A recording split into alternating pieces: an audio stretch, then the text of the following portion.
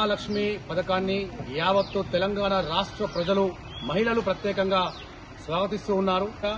నేటికి కరెక్ట్ గా 12 డేస్ కావస్తున్న ఈ మహాలక్ష్మి పథకం కింద మహిళలకు ఫ్రీగా బస్ సర్వీస్ అందిస్తున్నటువంటి కాంగ్రెస్ ప్రభుత్వానికి ప్రత్యేకంగా ముఖ్యమంత్రి రేవంత్ రెడ్డికి మహిళా లోకం తొర్రూరు మహిళా లోకము ప్రత్యేక కృతజ్ఞతలు తెలుపుతున్నారు.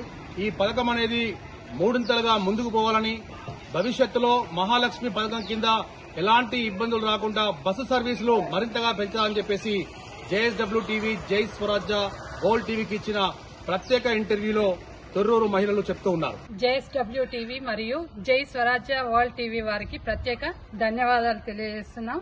నా పేరు డాక్టర్ ఎస్ నాగవాణి, మాది బీరప్పనగర్, తొర్రూరు, మహబూబాద్ డిస్టిక్. నేను సిడబ్ల్యూసీ చైర్పర్సన్ ని. ఈ సందర్భంగా ఇక్కడికి విచ్చేసినటువంటి జై స్వరాజ్య టీవీ, వరల్డ్ టీవీ వారికి ప్రత్యేకమైనటువంటి ధన్యవాదాలు తెలియజేస్తూ, ఇప్పుడు రాష్ట్ర ప్రభుత్వం ప్రత్యేక బస్ సర్వీసెస్, ముఖ్యంగా ఉచిత బస్ సర్వీసెస్ ని ఏర్పాటు చేయడం మహిళలందరి తరపున నేను ప్రత్యేకమైనటువంటి ధన్యవాదాలు రాష్ట్ర ప్రభుత్వానికి తెలియజేస్తున్నాను.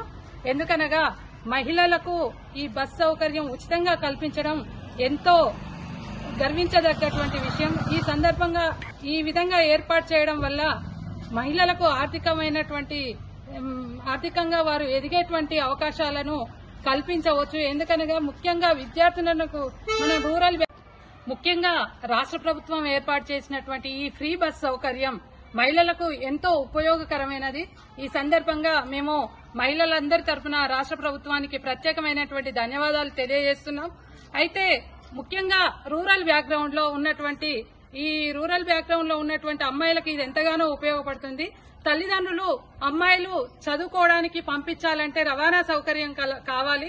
దానికి ఆర్థికంగా వారికి వెసులుబాటు లేక అమ్మాయిలను స్కూళ్లకు మాన్పించేటువంటి పరిస్థితులున్నాయి.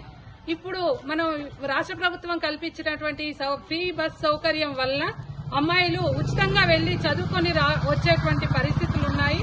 కాబట్టి వారు చక్కగా దీన్ని వినియోగించుకోవచ్చు. అదేవిధంగా బిలో పావర్టీ లెవెల్ మహిళలకు ఎక్కడికైనా వెళ్లి పని చేయాలంటే వారికి బస్ సౌకర్యం చాలా అవసరము. ఫ్రీ బస్ సౌకర్యం ఉండడం వల్ల చక్కగా వారు వెళ్లి వారి యొక్క పనులు పూర్తి చేసుకుని వారి యొక్క ఆర్థికమైనటువంటి పరిస్థితులను మెరుగుపరుచుకునేటువంటి అవకాశాలున్నాయి.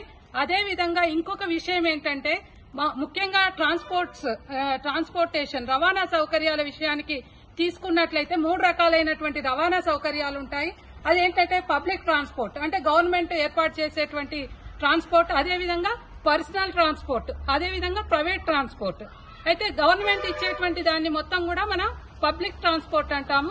పర్సనల్ గా ఎవరి వెహికల్స్ ను వారు వాడుకున్నట్లయితే దాన్ని పర్సనల్ ట్రాన్స్పోర్ట్ అంటాము. అదేవిధంగా ప్రైవేట్ ట్రాన్స్పోర్ట్ అంటే ఇక్కడ నడిచేటువంటి క్యాబ్లు కావచ్చు, ఆటోలు కావచ్చు, ఇవన్నీ కూడా ప్రైవేట్ ట్రాన్స్పోర్ట్ కిందికి వస్తాయి.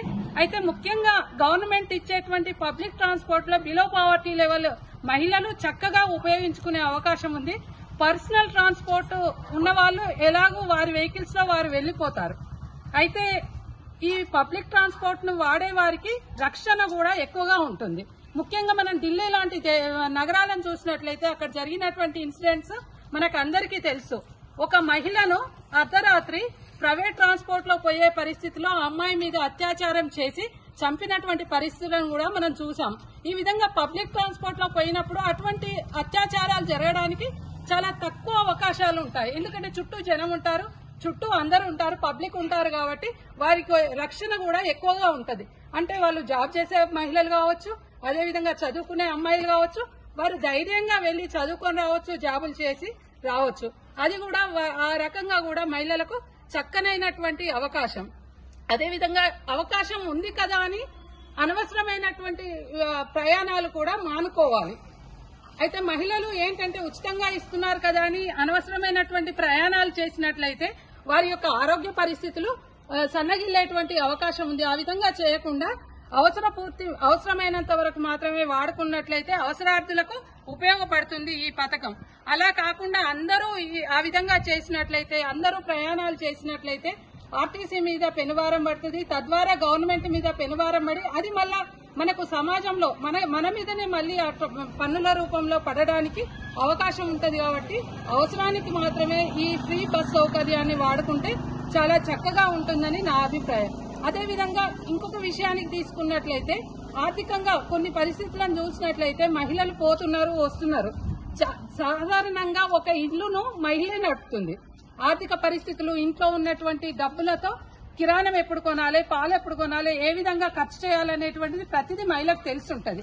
అంటే ఒక ఇంటి యొక్క ఆర్థిక పరిస్థితి మహిళకు తెలుసుంటది.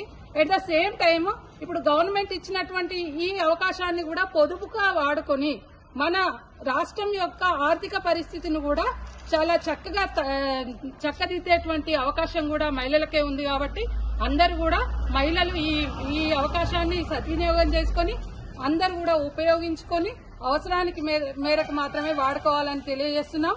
ముఖ్యంగా రేవంత్ రెడ్డి గారికి, ముఖ్యమంత్రి గారికి, అదేవిధంగా ట్రాన్స్పోర్ట్ మినిస్టర్ కి నేను ప్రత్యేకమైనటువంటి ధన్యవాదాలు తెలియజేస్తున్నాను. వారు ఎన్నికల్లో ఇచ్చినటువంటి హామీని వారు చక్కగా నెరవేరుస్తున్నారు. వారికి మరొకసారి ధన్యవాదాలు తెలియజేస్తున్నాను. జై మహాలక్ష్మి, జై జై మహాలక్ష్మి స్కీమ్, జై మహాలక్ష్మి, జై జై మహాలక్ష్మి స్కీమ్, జై మహాలక్ష్మి, జై జై మహాలక్ష్మి స్కీమ్, జై మహాలక్ష్మి, జై జై Mahalakshmi scheme. Thanks to CM Revanth Reddy గారు, thanks to CM Revanth Reddy గారికి, thanks to CM Revanth Reddy గారికి, thanks to CM Revanth Reddy గారికి, thanks to CM Revanth Reddy గారికి, thanks to CM Revanth Reddy గారికి.